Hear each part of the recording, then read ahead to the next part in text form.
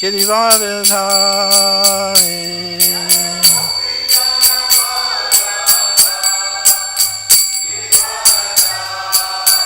Yashodanandana Vrajajana Ranjana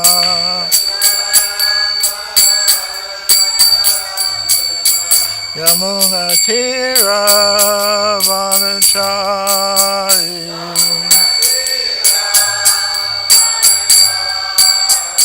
Jaya Radha Madhava Kunja-vihari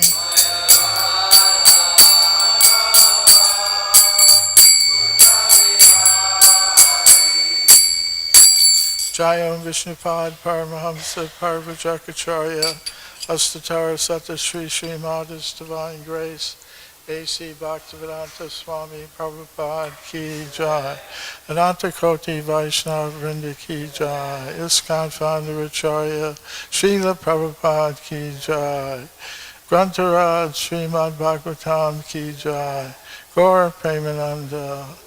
All glories to the assembled devotees. All glories to the assembled devotees. All glories to the assembled devotees. All glories to Sri Sri Guru and Gauranga. Glories to Srila Prabhupada.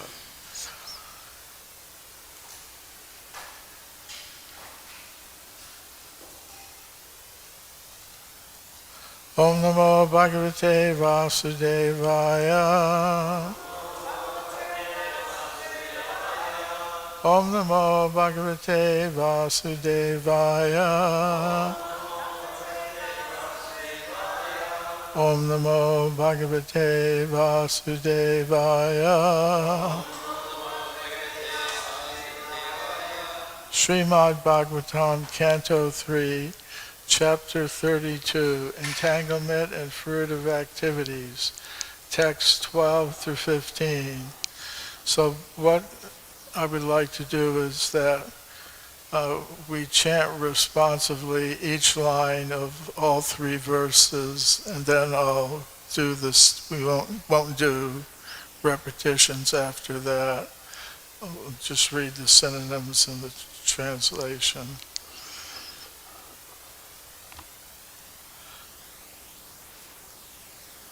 Ādyaḥ sthira-carāṇāṁ yo veda-garbhaḥ saharṣibhiḥ yogeśvaraiḥ kumārādyaiḥ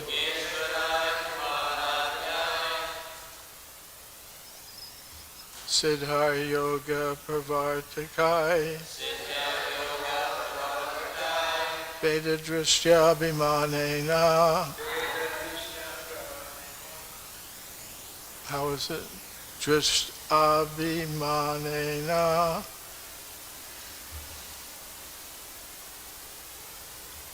niḥsaṅgenāpi karmaṇā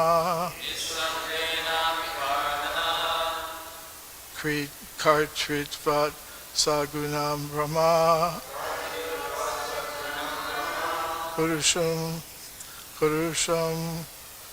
puruṣarṣabham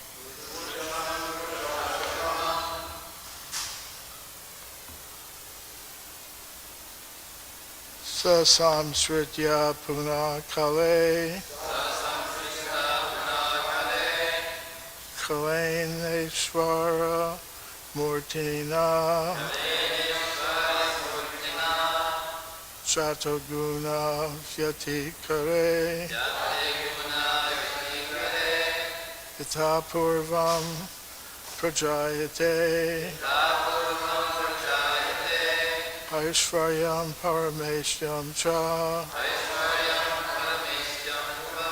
te dharma-vinirmitam niṣevya punaḥ guṇa-vyatikare sati ādyaḥ, the Creator, Lord Brahmā, sthira-carāṇāṁ, of the immobile and mobile manifestations. Yah, he who, veda-garbhaḥ, the repository of the Vedas. Saha, along with Rishabhi, the sages.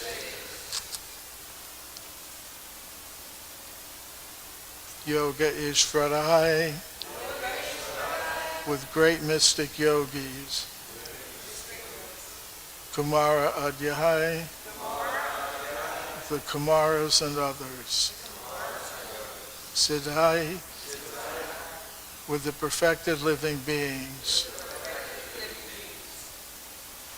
Yoga-pravartakaiḥ, the authors of the yoga system. Bheda-dṛṣṭyābhimānena, because of independent vision. Abhimanena, by misconception. Niṣaṅgenāpi, non-fruitive. Api, although. Karmaṇā, by their activities. Kartṛtvāt, from the sense of being a doer. Saguṇaṁ, possessing spiritual qualities. Brahma, Brahman. Puruṣaṁ, the personality of Godhead. Puruṣarṣabham, the first Purusha incarnation. Saha, he.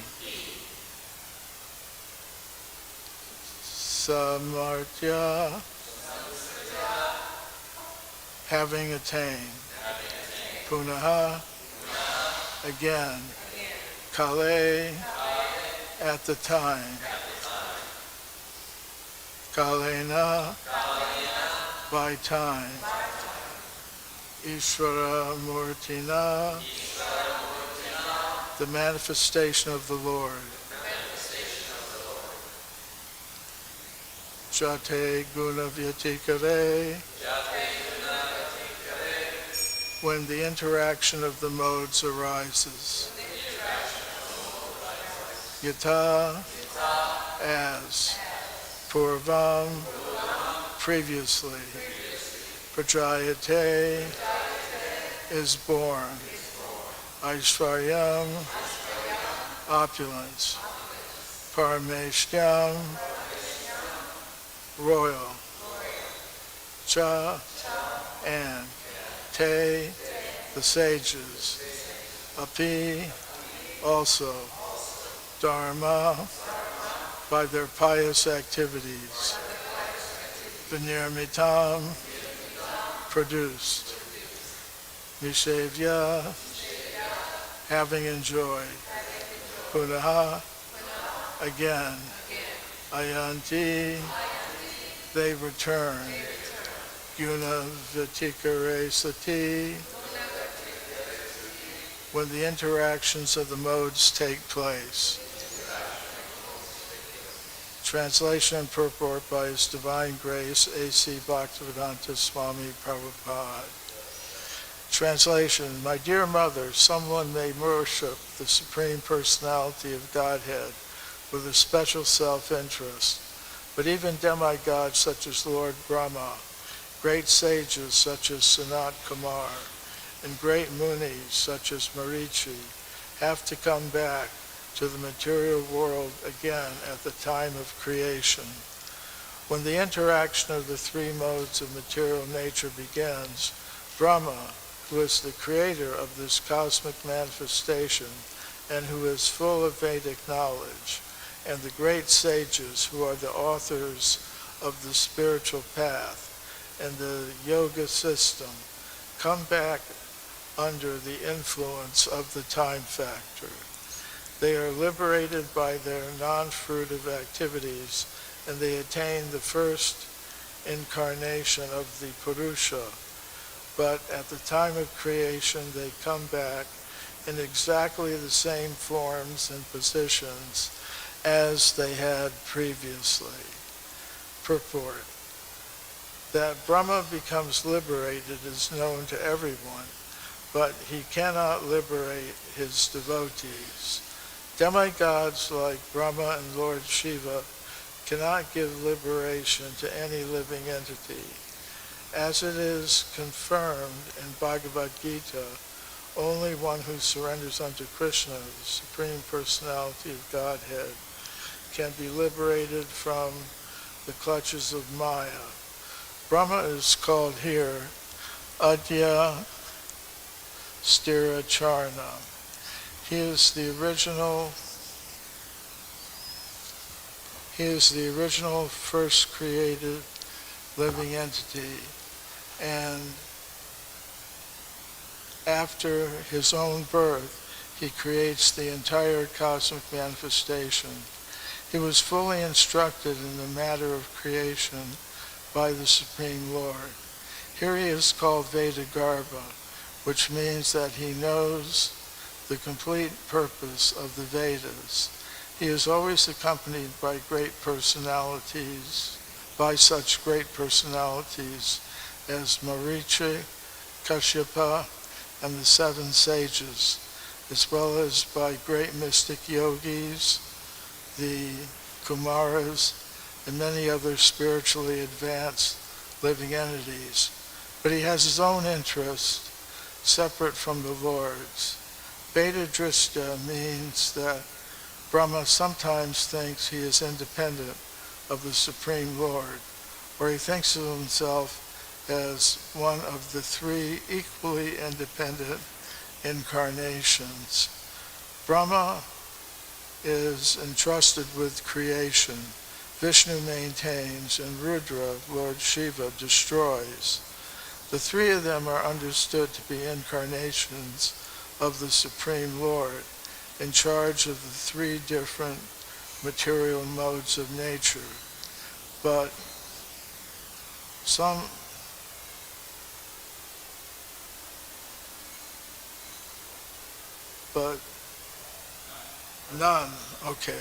none of them is independent of the Supreme Personality of Godhead. Here the word bheda-dṛṣṭyā occurs because Brahma has a slight inclination to think that he is as independent as Rudra. Sometimes Brahma thinks that he is independent of the Supreme Lord, and the worshipper also thinks that Brahma is independent. For this reason, after the destruction of this material world, when there is again creation by the interaction of the material modes of nature, Brahma comes back. Although Brahma reaches the Supreme Personality of Godhead as the first Purusha incarnation, Mahavishnu, who is full with transcendental qualities, he cannot stay in the spiritual world. The specific significance of his coming back may be noted.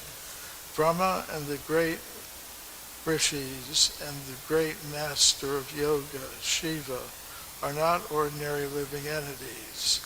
They are very powerful and have all the perfections of mystic yoga, but still they have an inclination to try to become one with the Supreme, and therefore they have to come back.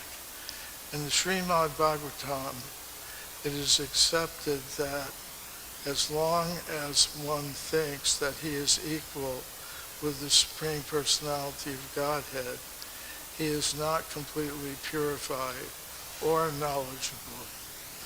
In spite of going up to the first Purusha avatar, Mahavishnu, after the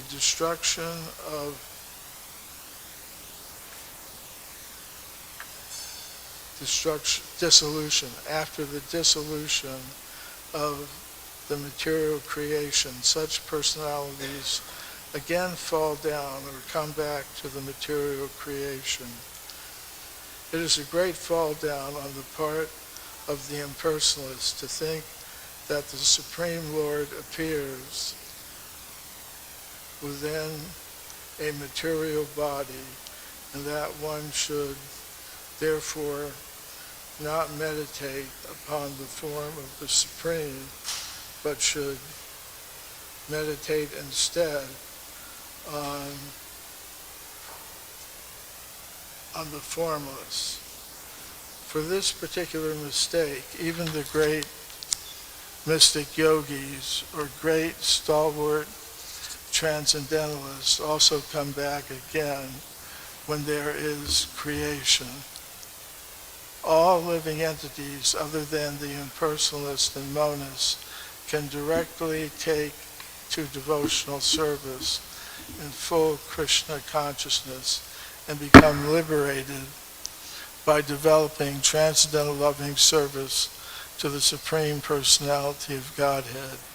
Such devotional service develops in the degrees of thinking of the Supreme Lord as master or friend, as son, and at last as lover.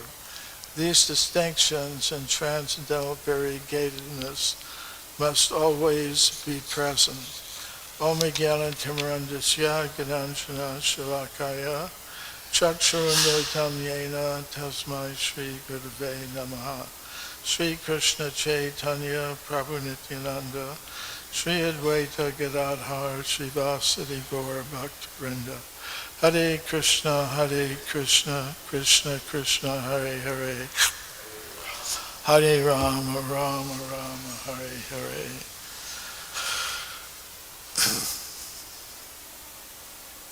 So, in this verse, it's explained how Brahma becomes liberated in a special way by his non-fruitive activities. He attains the first Purusha, Mahavishnu, but he does not get entrance into the spiritual world. If a particular Brahma does not attain pure devotional service, he comes back. The reason is, as Srila Prabhupada states in the purport, that he has some slight degree of feeling of independence from the Supreme Personality of Godhead. In other words, he sees that there's some other position than surrendering 100% to the Supreme Lord. What is actual liberation? Muktir hitam yatā rūpam svarupena vyavastiti. In the Srimad Bhagavatam it says that real liberation means becoming freed from any other identification than identification with one's svarupa, or original spiritual form. Jivara swarupa hoy Krishnara nityadas. So the real svarupa, the real form of every living entity, is to be the eternal servant, eternal loving servant of the Supreme Personality of Godhead, Lord Krishna, and no other position or desire should be there. So in these cases, at least some souls that take the position of Brahma have to come back. If the Brahma who takes this position is or becomes totally 100% surrendered to the Supreme Personality of Godhead without any slightest degree of self-interest, then that Brahma would go to the spiritual world unless by the desire of Krishna, Krishna wanted something else. But this position of ultimate liberation in one's svarupa, one's original spiritual form, then one comes back to this material world. So this position of becoming free from death is the actual purpose of human life, to attain the position of not having to come back and enter into the cycle of birth and death. Janma mrityu jara vyadhi dukkha doshana darshanam. So an intelligent person will see that this is not a nice place. The material world is not a nice place. The kālayam shashvatam. Everything here is temporary. Whatever position one tries to make for oneself on the material level of existence will eventually be destroyed, and one will experience pain and suffering of different kinds. There are different kinds of suffering from the self, from other living entities, and by arrangement of the divine forces. Maya yakshena prakriti. Krishna says, ultimately I'm in charge of the material energy. I control it. So he's aided by his demigod assistants who administer the reactions to material activities that are generated by the jivas, the living entities in this material world. So only Krishna can free one from death. Harim vina naiva mritim taranti. That's something, a saying that Srila Prabhupada often repeats. Harim vina, without Hari, without Lord Hari Krishna, naiva mritim taranti. Never can one be free from death, mritim. So, why do jiva souls wind up in this position, which is very fearful? It's stated, Bayam dvitiyam abhiniveshatasya isharipitasya viparyo smritihi, that if one thinks there is something other than the Supreme Personality of Godhead, if one thinks that there is some activity that one can engage in other than the devotional service of the Lord, if one thinks that there is any type of goal other than the goal of pleasing the Supreme Personality of Godhead, if one thinks there is some position other than being the completely surrendered devotee of Lord Krishna, then one becomes fearful, because there's only one source of abhay Charanaravinda, and it was Srila Prabhupada's name before he took sannyas. Abhay Charanaravinda, the position of fearlessness in the face of every danger, is the shelter of the lotus feet of the Supreme Personality of Godhead.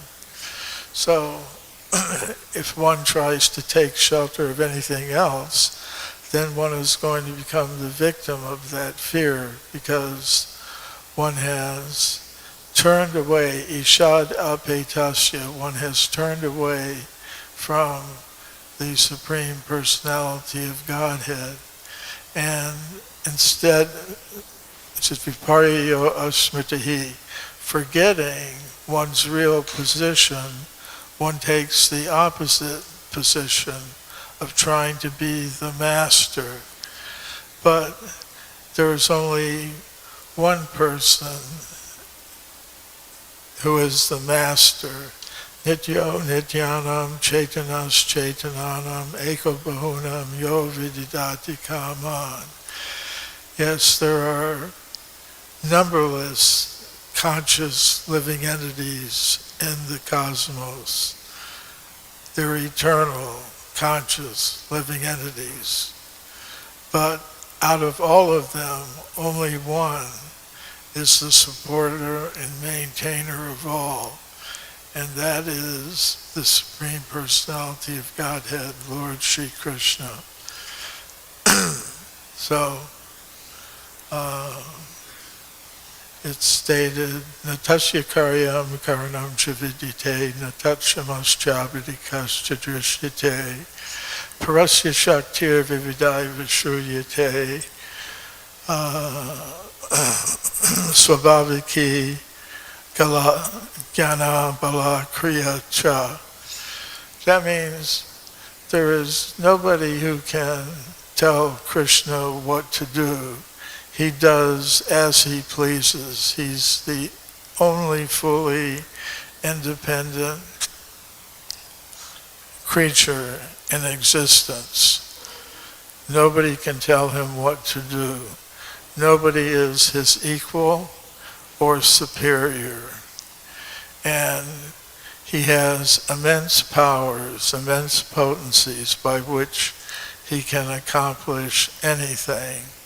He's got full knowledge, he's got full strength, and not only that, he's got the ability to carry out whatever he desires.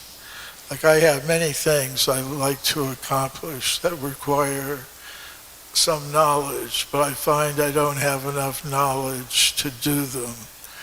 They require some strength, some ability, some power. But I see that I don't have the power to accomplish everything. And sometimes, even if one does have a lot of knowledge and a lot of strength, one may not have the intelligence to actually do the thing correctly. Like, somebody can be very strong, but very, what word should I use, stupid. They whatever they try to accomplish, even though they're very strong and very intelligent, because they don't have this Kriya Shakti, the ability to carry out everything according to a definite plan. They create disturbances. But Krishna's not like that. He's got no equal, no superior. But nevertheless, he takes the position of reciprocating with his devotees in the ways mentioned by Srila Prabhupada at the end. He takes the position as master, friend, son, and at last lover. So voluntarily he's submissive to his pure devotees. So in this verse and purport, it's mentioned several times that Brahma and others, like great sages and others, if they don't attain complete liberation, even if they achieve entry into Mahavishnu, the first of the Purusha avatars, they have to come back in the verse that says, in exactly the same forms and positions as they had previously. So these sages and mystic yogis, they had human-like forms. They're a type of human form. So to me, this means that even after a lifetime of Brahma, a breath of Mahavishnu, 311 trillion, 40 billion years, they enter into Mahavishnu until the next creation begins, when he breathes out again, because Mahavishnu is lying on the causal ocean.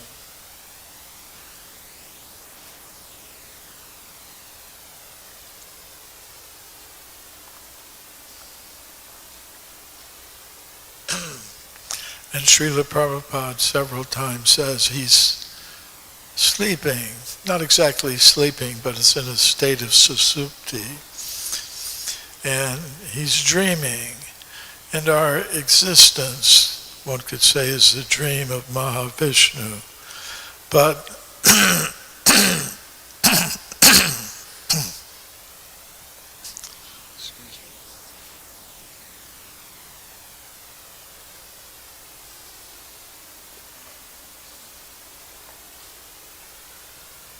But when the creation again takes place, if somebody was in a human-like form as a sage or a yogi,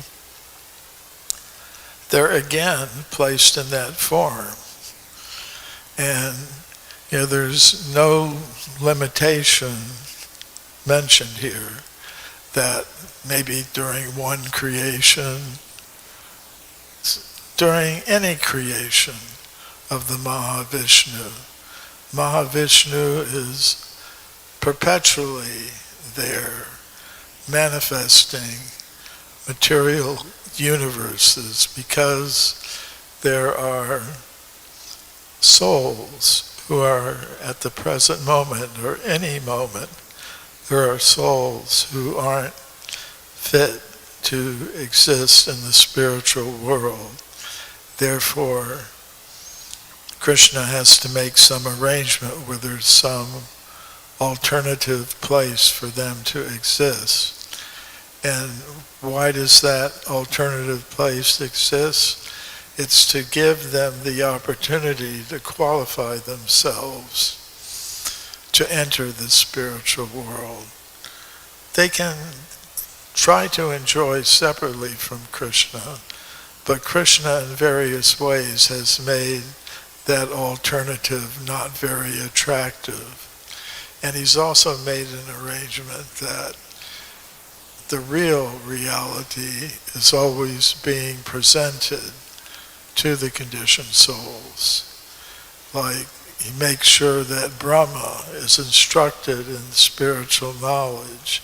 Tene Brahma Hridayadi Kaviye, stated in the first verse of the Srimad Bhagavatam, that because there's no one else to teach Brahma, to give him that knowledge of the Vedas, Krishna within the heart gives it to him. So, and then he's responsible for distributing that knowledge. So this universe has a purpose. We're not accidental beings in an accidental universe. We are here for a purpose, and we have a choice to make. We can realize that purpose, which is done in the human form. There are so many forms that Krishna manifests, 8,400,000 kinds of living, kinds of bodies for the jiva souls to try to enjoy themselves apart from Krishna. But among them, the human form is very special. because in the human form one can actually realize the purpose of life. So it appears to me that the human form of life is always available to the living entities in this material existence. So in that sense, I would say we're not creationists. In the mind of God, that form has always existed. It's always being made available to the conditioned souls. So these are some thoughts on today's verse and purport. Any question or comment, Brigapati? Thank you, Prabhu. So, if we're not creationists, we're definitely not evolutionists, what would you call us? Krishnaites. Okay. Eternal servants of the Supreme Lord Krishna. If we're anything else, we're in trouble. Okay. So here's my real question though. If I understood the purport correctly, it was making the point that even Brahma and these great sages and yogis, they come back, and the thing that kind of they get hung up on is they think that the ultimate understanding of God is impersonal. I think I heard that in the purport. Or they think they are equal to the Supreme Personality of Godhead. So my question is this. Or they have some independent desire. So my question. Impersonalism. Okay. So my question is if even big timers like that, Lord Brahmā and these great sages and yogis can't get it completely right, because you were emphasizing in the class that you got to be 100% surrendered to Krishna, and even they're not able to pull it off. Where's the hope for small timers like us? Well, it means we have a big responsibility, because we're each responsible for our own actions. So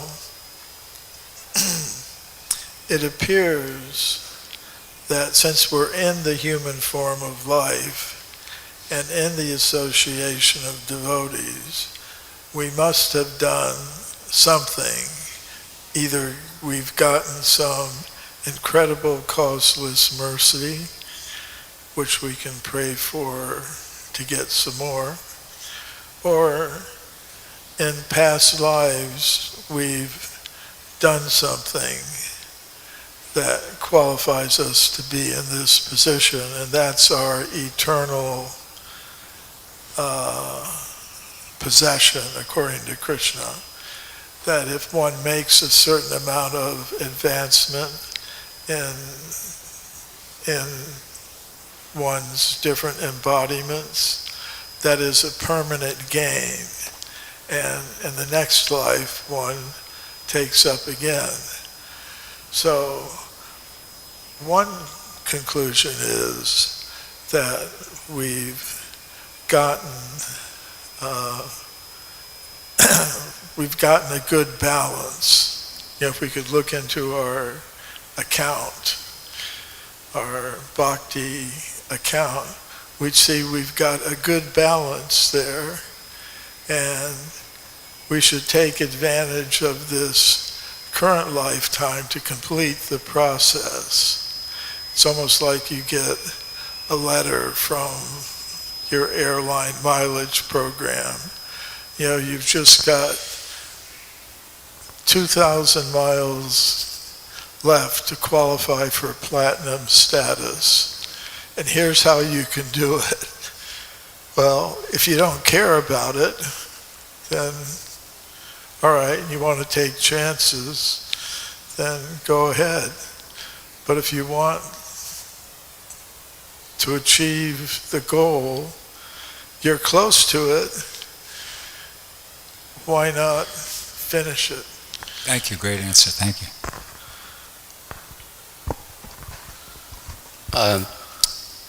Just I recall one time, according to your question, that the 100%, that if you're not 100% surrendered, a lot of devotees mention that sometimes Srila Prabhupada used to make some statement that, okay, 100% and in a darshan or in a class, and they were like very disappointed. Then he said 80%, and then they still not, like enthusiastic. He looks at the devotees, okay, 70%, no more. So, yeah, so that means that if one is surrendered to the spiritual master, he has the key for the back door. But my question, Prabhu, is this. It is in the purport mentioned that sometimes Lord Brahmā, that veda-dṛṣṭyābhimānena, that he becomes independent, that he thinks he's independent. So my question is, that's not the case for all the Brahmas, right? It's just some of them.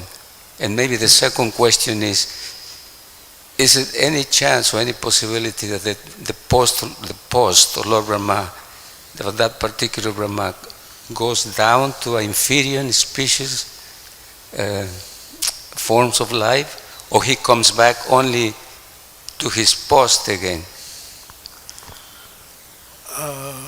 I can't think of any statement from Guru, Shastra, Sadhu that says Brahma takes a position like a lower position, but the only thing that comes close to it is a purport in the 9th canto where Srila Prabhupada mentions that the living entity's first birth in the material world is as a Brahma, and comes from that position, works his way down.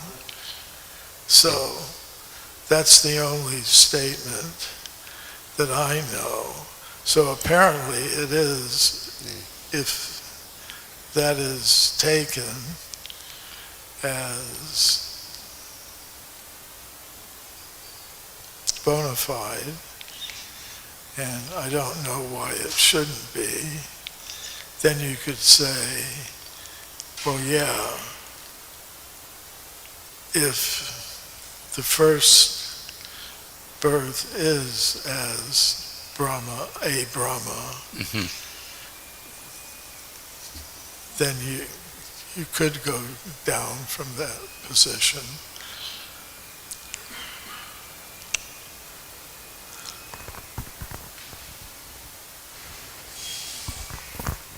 Yeah, I mean, if the first birth is as Brahma, and if that's true for everybody, and Hari Sari actually asked Prabhupada about that, and Prabhupada said, "Oh, you don't believe that's possible?"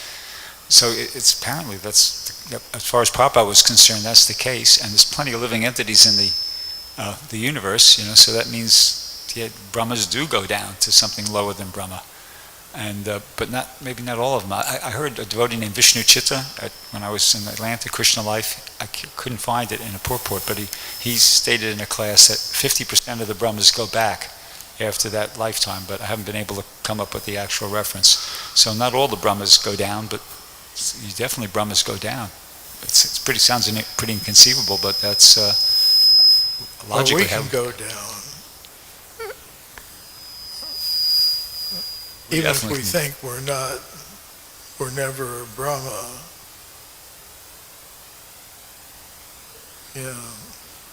we can go down.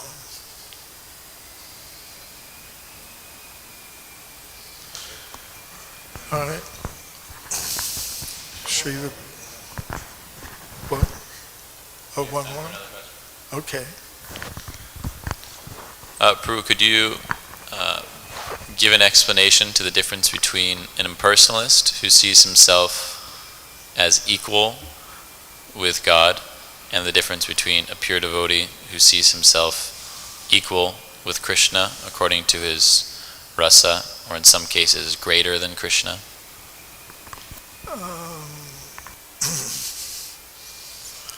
Well, that's up to Krishna, ultimately. I mean, if one has attained that position of relating to Krishna as a friend, like the cowherd boys, that's, I mean, there's statements in the Srimad Bhagavatam that the devotees who have attained that position have done all kinds of service to the Lord, again and again and again to attain that position. And so to be able to interact with Krishna on that level is, Krishna has to accept that. He won't, and he can't be fooled.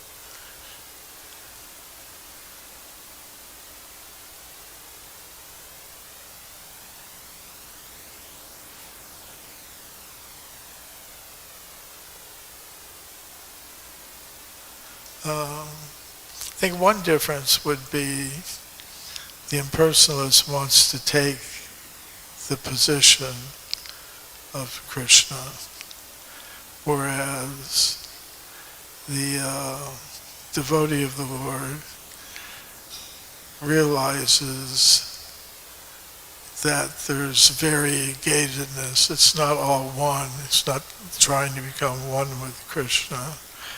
It's just has such pure love and affection for the Lord that Krishna agrees to take a equal position because he enjoys like that. So that's one key difference. Like there was this demon, what was his name, who disguised himself as a cowherd boy? Pralambasura. Yeah. But Krishna detected, that he wasn't like the other cowherd boys, that he had some separate desire. So Krishna understands. I mean, ultimately it's up to Krishna who he reciprocates with and how he reciprocates with them. And if one is in this impersonalist position and tries to think, well, it's all one, I've become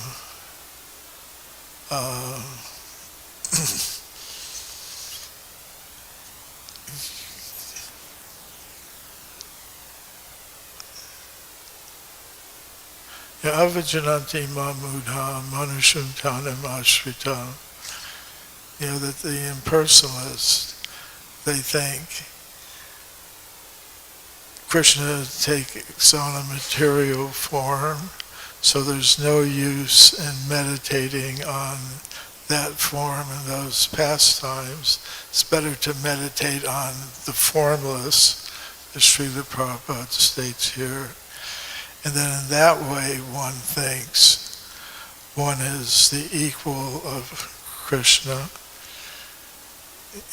that one becomes God, we're all God. That's different than one who understands one is the eternal servant of God, but serves God following in the footsteps of one of the Lord's associates and attains that position. Well, that's different. Okay, Srila Prabhupada ki jai, Srimad Bhagavatam ki jai.